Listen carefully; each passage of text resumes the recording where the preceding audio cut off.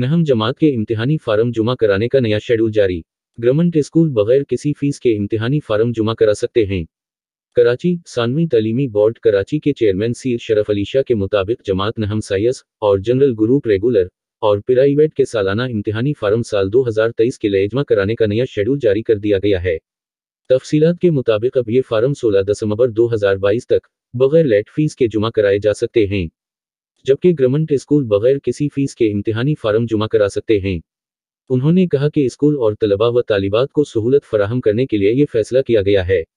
Schedule के मुताबिक इम्तिहानी farm बगैर लेट फीस के 16 दिसंबर तक जमा किए जाएंगे।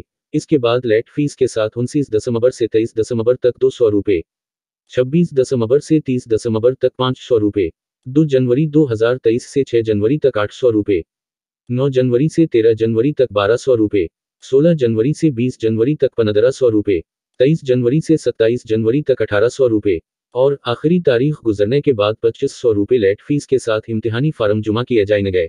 ऐसी ही और तालीमी खबरों के लिए चैनल को सब्सक्राइब कर दें और घंटी के निशान को भी एक बार बजा दें ताकि हर खबर बर वक्त आप तक पहुंच सके।